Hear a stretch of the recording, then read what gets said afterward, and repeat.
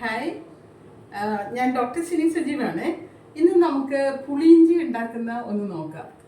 പുളിയിഞ്ചി ഉണ്ടാക്കാൻ നിങ്ങൾക്ക് എല്ലാവർക്കും അറിയാൻ പറ്റുമായിരിക്കും. എന്നാലും എൻ്റെ റെസിപ്പി എങ്ങനെയാണെന്നുള്ളത് നോക്കാം. ആദ്യം നമ്മൾ പാൻ അടുപ്പത്ത് വെച്ചിട്ട് ഇഞ്ചി ഞാനിങ്ങനെ ചെറുതായിട്ട് അരിഞ്ഞിട്ട്, നിറയെ പേരും ഇഞ്ചി ഇതിൽ മിക്സിയിലിട്ട് അടിച്ചെടുക്കാറുണ്ട്. പക്ഷേ എനിക്കെന്തോ അത് അത്രയ്ക്ക് ഇഷ്ടമല്ല. അതുകൊണ്ട് ഞാനിങ്ങനെ ചെറുതായിട്ട് അരിഞ്ഞിട്ടാണ് എടുത്തിട്ടുള്ളത്. അത് വെള്ളത്തിലിട്ട് വെച്ചിട്ടുണ്ട്. നമ്മളതിൽ വെള്ളമെല്ലാം ഊറ്റിക്കളഞ്ഞു. ഒരു അരിപ്പ എടുത്തിട്ട് അങ്ങനെ വെള്ളം ഊറ്റിക്കളയാണ് നമ്മൾ.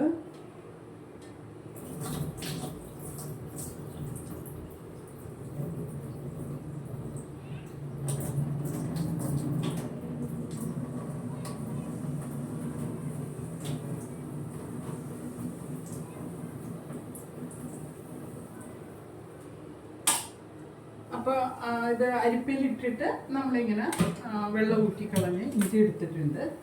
അതിനുശേഷം പാനിൽ കുറച്ച് എണ്ണ ഒഴിച്ചു കൊടുത്തു.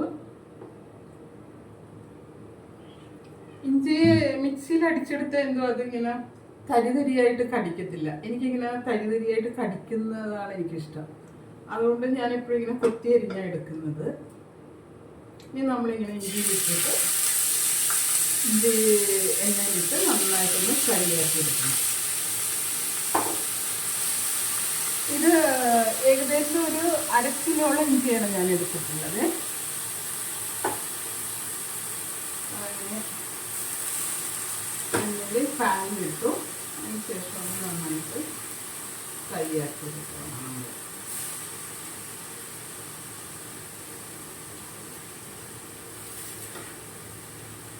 ഞാൻ ദിവസവും രാവിലെ തന്നെ, അതായത് ഒരു ദിവസത്തേക്ക് വേണ്ടുന്ന വെജിറ്റബിൾസ്, കറിവേപ്പില എല്ലാം രാവിലെ തന്നെ വെള്ളത്തിലിട്ട് വെക്കും. കാരണം എല്ലാം തന്നെ ഇങ്ങനെ വിഷമൊടിച്ചാണല്ലോ നമുക്ക് വരുന്നത്. അപ്പോൾ വെള്ളത്തിലിട്ട് വെച്ചാൽ വിഷം പോകും എന്നുള്ള ഒരിതിൽ അങ്ങനെ നമ്മൾ ചെയ്യുന്നതാണ്. കാരണം ഒരുവിധ അസുഖങ്ങളെല്ലാം നമുക്ക് ഫുഡിൽ കൂടെ തന്നെ വരുന്നതാണ് മജോറിറ്റി അസുഖങ്ങളും. അതുകൊണ്ടിട്ട് നമ്മളങ്ങനെ ചെയ്യുന്നതാണ്. പിന്നെ ഇഞ്ചി ശരിക്കും പറഞ്ഞാൽ ഇഞ്ചിക്കറി നമുക്ക് ഹെൽത്ത് വൈസ് വളരെ നല്ലതാണ്. ഹൈലി ന്യൂട്രീഷൻ വാല്യൂ ഉണ്ട്. ഇതിൽ ഒരുപാട് ഫൈബർ ഉണ്ട്, പ്രോട്ടീൻ ഉണ്ട്, വൈറ്റമിൻ സി ഉണ്ട്, എ ഉണ്ട്, അതുപോലെ നിയാസിൻ, മാഗ്നീഷ്യം, ഫോസ്ഫറസ്, കാൽഷ്യം, ഇങ്ങനെ ഒരുവിധം എല്ലാ വൈറ്റമിൻസും അടങ്ങിയിട്ടുള്ളതാണ് ഇഞ്ചി.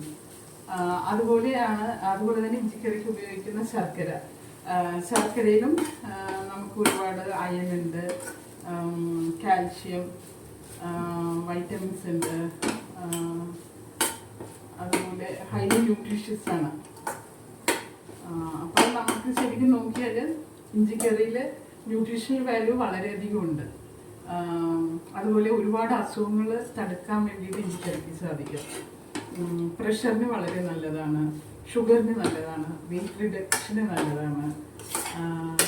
അതുപോലെ തന്നെ ഈ ബ്ലോട്ടിങ് അബ്ഡോമൻ ഉണ്ടല്ലോ, നമ്മളുടെ ഗ്യാസ്ട്രിക് പ്രോബ്ലം, അതിനെല്ലാം ഇഞ്ചിക്കറി വളരെ നല്ലതാണ്. പിന്നെ ഹാർട്ട് പ്രോബ്ലംസ്, അതായത് ബ്ലഡ് ക്ലോട്ട്സ് എല്ലാം പ്രിവെൻറ്റ് ചെയ്യാനും ഇഞ്ചി വളരെ നല്ലതാണ്.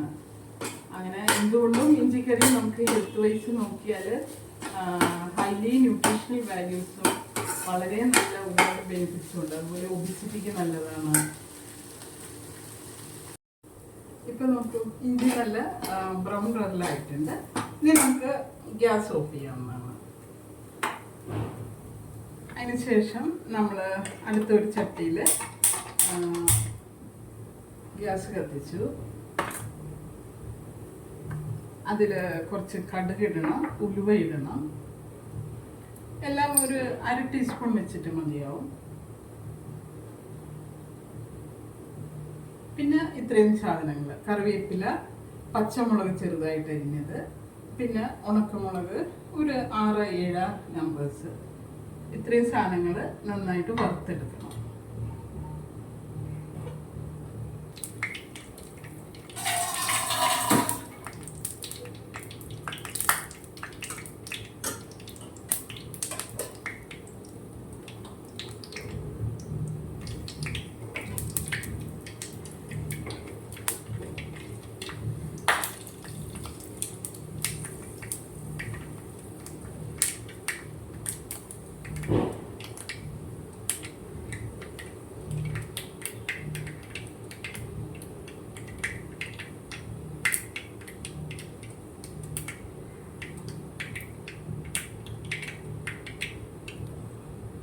അപ്പോൾ കടുകും ഇതെല്ലാം പൊട്ടി വന്നിട്ടുണ്ട്.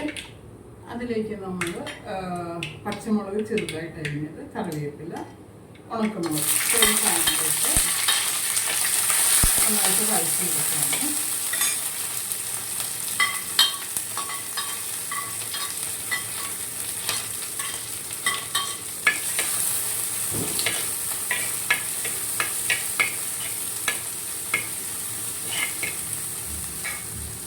എടുത്തിട്ട് നന്നായിട്ടൊന്ന് വഴന്ന് വരുമ്പോഴേക്കും അതിലേക്ക് നമ്മൾ മുളക് പൊടി ഒരു ഒരു ടീസ്പൂൺ മഞ്ഞൾപ്പൊടി, ഒരു മല്ലിപ്പൊടിയും കൂടി ഇട്ടിട്ട് നന്നായിട്ട് ഇളക്കിയെടുക്കണം.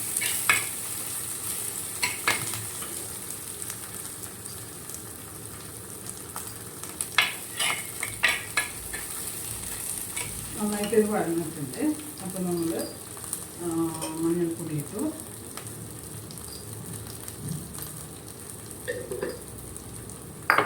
പിന്നെ മുളക് പൊടി ഒരു ടീസ്പൂൺ ഇടാം.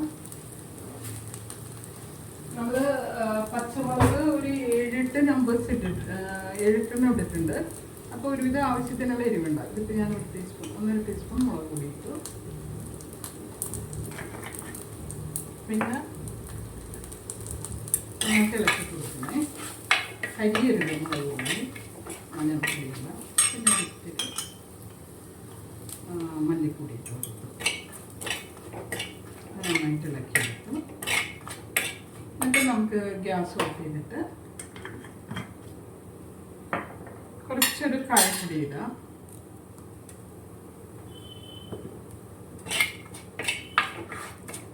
പിന്നെ നമ്മൾ ശർക്കര, ഞാനിങ്ങനെ ശർക്കരയിൽ എപ്പോഴും കല്ലുണ്ടാകാനും കല്ലും മണ്ണും ഉണ്ടാകാറുണ്ട്. അതുകൊണ്ട് ഞാനിങ്ങനെ ശർക്കര വെള്ളത്തിൽ അരിച്ചെടുക്കുന്നത്, അതിങ്ങനെ അരിച്ചെടുക്കുക. നമ്മൾ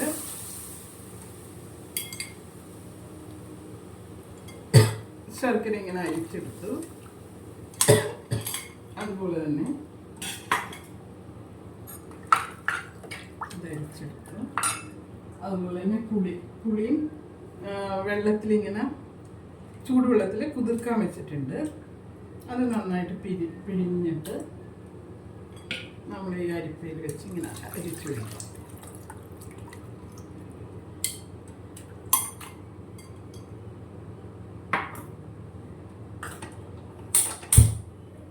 ഇപ്പം രണ്ടാമത്തെ കത്തിച്ച് ഇതെല്ലാം ഒഴിച്ച് കഴിഞ്ഞ ശേഷം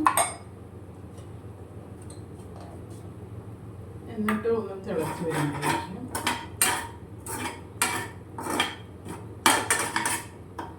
ഇത് ഞാൻ ഒരു തട്ടിൽ കുറച്ച് വെള്ളം എടുത്തിട്ട് നമ്മൾ ഇഞ്ചി വറുക്കുമ്പോൾ ചിലപ്പോൾ അടിയിൽ ഇത്തിരി പിടിച്ചിട്ട് പാനിൽ നിന്ന് ഫുള്ള് വിട്ട് വരാതിരിക്കുവേ.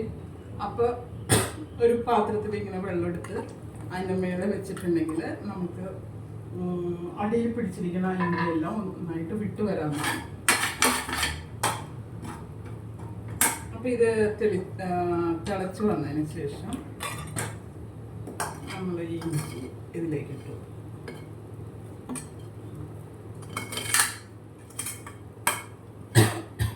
ഇനി ഇത് നന്നായിട്ടൊന്ന് നന്നായിട്ട് ഡ്രൈ ആയിട്ട് വരണം.